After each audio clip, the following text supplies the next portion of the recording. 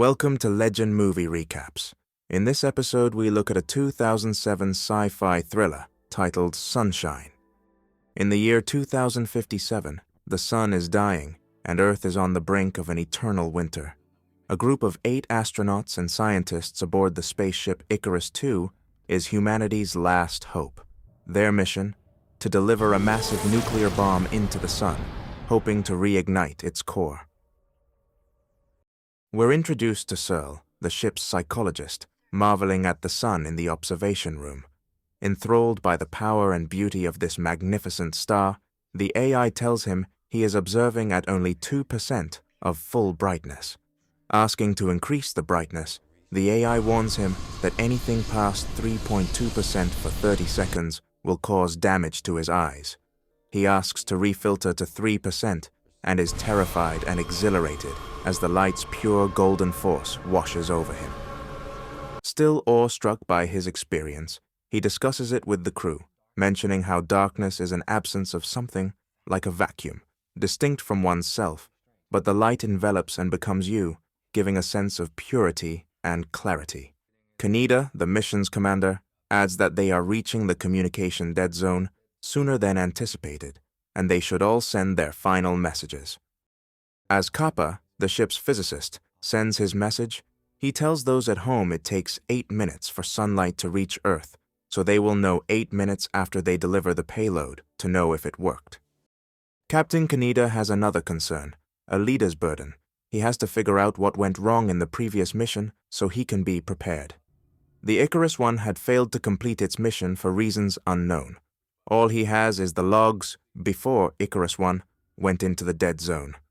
In the log, his predecessor, Captain Pinbacker, is reporting on how a minor asteroid storm had damaged a part of the refractory shield which they repaired. What concerns Kaneda is how Pinbacker describes the storm as beautiful, with the same awed expression he noticed on Searle. While in the observation room to understand Pinbacker's psychological change, Corazon, the biologist, comes to report. She tells him the garden is working exceptionally well and they are overproducing oxygen. Whatever it was that caused Icarus I problems, it wasn't a lack of oxygen. A fight breaks out in the comms bay when Mace, frustrated that he can't send a message home, attacks Kappa. By the time Kappa finished, the solar winds were too high, making further transmissions impossible. Later, Searle advises Mace, ship's engineer, to spend 2 hours in the Earth room, a holographic simulation chamber designed to calm down stressed crew members. After calming down, Mace goes to apologize to Kappa. The slightly awkward situation makes Corazon laugh. Cassie, the pilot, gets a sensor reading for an incoming visitor. She informs the crew, and they gather in the observation room to view the spectacle firsthand. They watch in awe as Mercury drifts into view, a tiny black dot moving slowly against the massive burning sun, a black speck against a sea of fire. Later, Harvey, the comms officer, detects something unexpected in the airwaves. The haunting distress beacon of the Icarus I.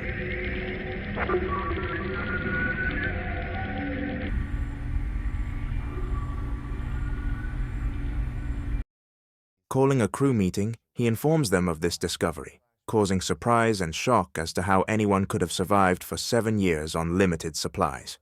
They trace the signal to locate the Icarus I, only a slight distance from their intended path. Very cautiously, Trey, the navigator, suggests it would be possible to alter trajectory and fly straight to them. Mace instantly rejects this idea as absurd, reminding the crew of the gravity of their mission. If they don't succeed, humanity dies. Searle makes a counter-argument. While agreeing with Mace that it would be absurd to go to Icarus I to rescue the crew, they have only one payload, and as payload delivery is theoretical and untested, acquiring the second bomb from Icarus I would give them 2 chances at success.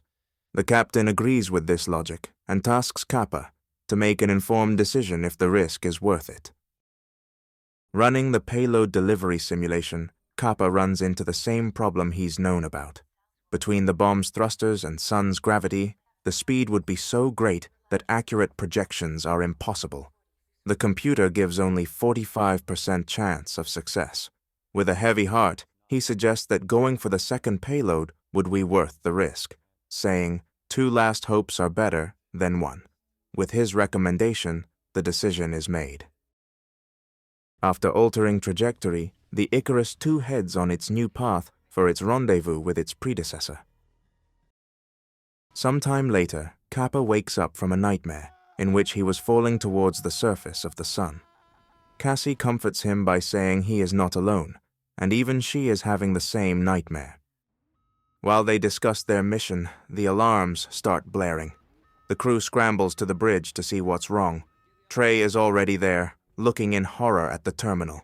He tells them he fucked up, as he had to manually bypass the computer to alter course. He did the calculations himself and rechecked them. While the trajectory is correct, a fatal error was made, as the ship is now approaching the sun at an angle, and the shields weren't set to the new angle. They don't know the extent of the damage, as the sensors are burnt out in the affected areas. They will have to go out and assess the situation manually. Kaneda and Kappa suit up to go outside. Meanwhile, Cassie reduces speed and rotates the shield so that the damaged area is facing away from the sun. Harvey warns that much rotation would expose comm towers 3 and 4, which they decide as acceptable due to the urgency of the mission. Kaneda and Kappa exit the airlock. The vast, curving heat shield stretches out before them as they make their way to the edge and onto the main refractory platform. They notice a few dislodged panels, as well as the brilliant, shifting glow across the shield's horizon. As Kaneda inspects the first panel, he notes their luck. Only the hydraulic controls have burned out. He quickly repairs the damage, and the first panel successfully closes. The crew begins to celebrate, but their relief is short-lived. As the comms tower moves back into the sunlight, it reflects light onto the ship, sending intense rays directly into the oxygen garden. In response, the ship's AI overrides manual control, automatically repositioning the heat shield to its original alignment.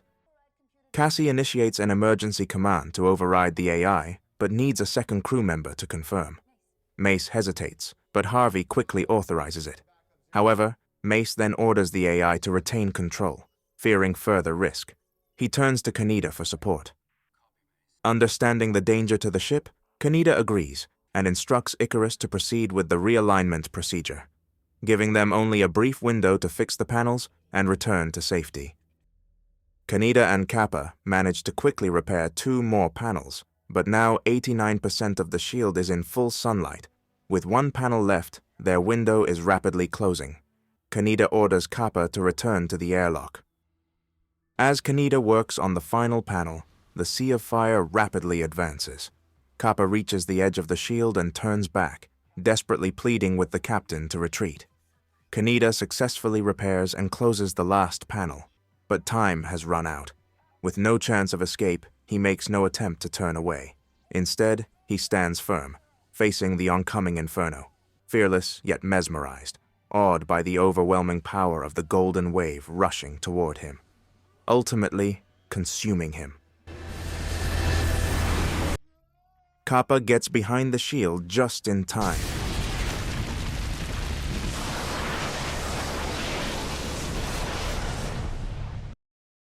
Still reeling from the devastating setback, Searle sedates Trey in the medbay, placing him on suicide watch. The remaining crew gathers for an emergency meeting. With Kaneda gone, Harvey assumes command. The crew weighs their options, but the conclusion is clear. With their oxygen supply critically low, their only hope is to board Icarus I and salvage what they can. Maintaining their corrected trajectory, Icarus II finally catches up to the Icarus I.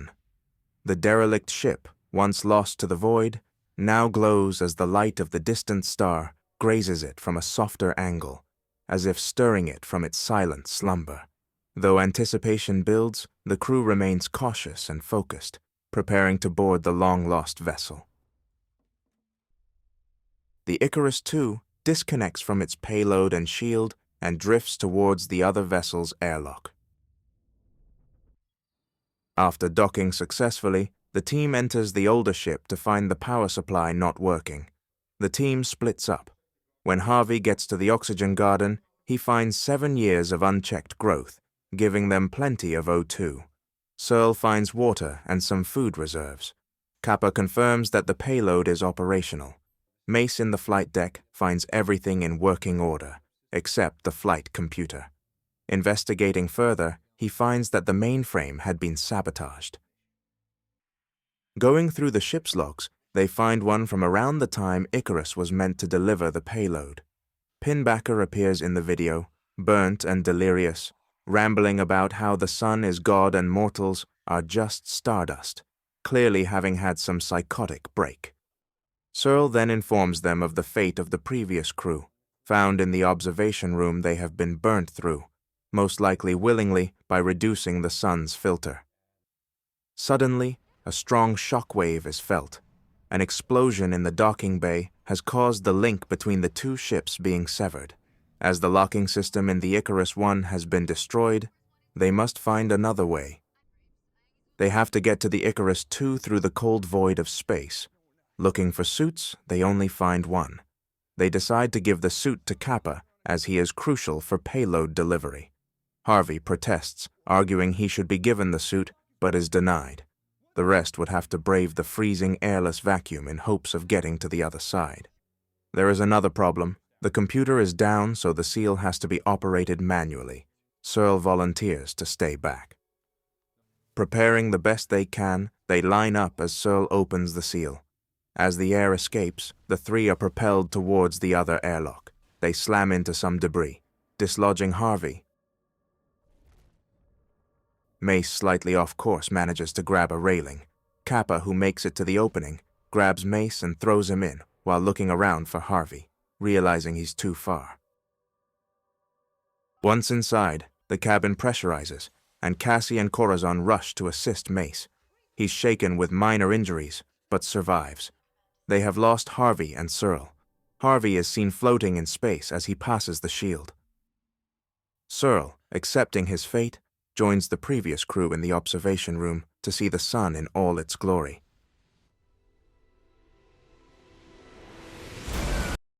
Going over data, they learn there was no malfunction in the hardware, meaning the airlock was decoupled manually. Discounting Harvey, Mace suspects Trey. Corazon adds that since they have lost 2 more of the crew, they would need to lose 1 more to have enough for 2 to reach the delivery point. Mace suggests euthanizing Trey. Kappa and Corazon reluctantly agree, but Cassie is against it. With the 3 against 1 vote, Mace goes to look for Trey. He finds him in the hollow chamber. He had slit his wrists and committed suicide. The O2 issue is resolved, but the weight of all misfortune comes to a climax as Mace blames Kappa for recommending to go to Icarus I. Kappa attacks Mace, and they scuffle quickly, losing their breaths. Corazon tells them to conserve the remaining O2 and focus on the mission. While everyone is at their respective stations to prepare, Kappa, going over the payload delivery process, asks the ship's AI to update him about the oxygen status. The AI tells him there isn't enough O2 for 5 crew to reach the drop point. Shocked by this, Kappa tries to correct the AI, stating there are only 4 crew left: Mace, Cassie, Corazon, and himself. The AI says that's incorrect, as there is a 5th member on board, and is currently in the observation room. Kappa rushes to the observation room and is startled by the intensity of the light. Disoriented, he can see a figure lying down in front of the filter window. The figure calmly talks in religious terms, how the time of man is coming to an end. Kappa shockingly realizes it's Pinbacker, the captain of the previous mission, now understanding who sabotaged the mainframe and airlock on the Icarus I. Without warning, Pinbacker attacks Kappa with a blade. He sustains a shallow wound and scrambles backwards, barely escaping the room as Pinbacker follows him calmly. He manages to get into an airlock and manually lock it from inside. Pinbacker also locks the cabin from the outside and heads to the mainframe to remove it from the coolant, causing temperature to reach unsafe levels. Corazon in the oxygen garden gets ambushed and killed by Pinbacker. As the mainframe heats up, the ship loses power, alerting Mace and Cassie that something is wrong. Cassie barely manages to evade Pinbacker by noticing him first. Mace uses backup power to turn on the system on the bridge. He notices Kappa in the airlock trying to communicate through the camera. Turning on the speakers, Kappa tells him about Pinbacker and that he is trying to sabotage the mission. He rushes to the mainframe and sees it outside the coolant. As the mechanism is disabled, he has to enter the freezing coolant to fix the hydraulics. As the mainframe starts to sink back in the coolant, Mace's legs get stuck, trapping him in the freezing cold. He contacts Kappa, telling him they are now in orbit, and it's now up to him to separate the payload from the ship and detonate it manually. As Mace dies, he begs Kappa to complete the mission. Still locked in the airlock, Kappa gets in a spacesuit and uses the iron torch to bore a hole in the inner door. He braces himself and uses emergency vent controls to breach the outer door, effectively venting the whole Icarus too. After vacuum equalization, Kappa makes his way to the bridge and activates the emergency separation procedure. As the ship disconnects from the payload, he has just 4 minutes to reach the payload before it launches. He makes it to the final bulkhead and opens it to see the widening distance between the ship and the payload. Valiantly, he jumps towards the bulkhead of the payload. He reaches it just in time as the thrusters activate, propelling them towards the sun. He looks back. With no one navigating it, he sees the Icarus II being destroyed.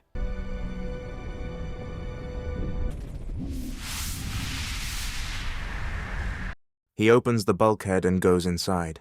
After orienting himself, he makes his way towards payload control. On the way, he finds Cassie, as she had escaped here to escape Pinbacker. The payload accelerates towards the sun. The vessel starts to rotate with immense speeds. Pinbacker is here. He surprises Kappa, grabbing a hold of him. Pinbacker throws Kappa from a ledge, but as payload rotation increases, the centrifugal forces allow him to land safely and walk along the walls. Encouraged by Cassie, he rushes to the controls and activates it. We see the process initiating, quantum effects start producing fields in zero gravity, and there is a strange sense of serenity, the silence before the storm. As the sun breaches the outer walls, the wave of fire stops at the edge of quantum fields, unable to penetrate. We see Kappa smiling. He knows it's working. He has successfully completed his mission. Back on Earth, Kappa's sister watches his final message as her children play in the snow near Sydney's Opera House. As they look up at the sun, the star gets brighter. The icy landscape is bathed in warm, golden light, a silent signal from across the void. The mission was successful. Humanity has been saved. Thanks for watching and see you in the next one.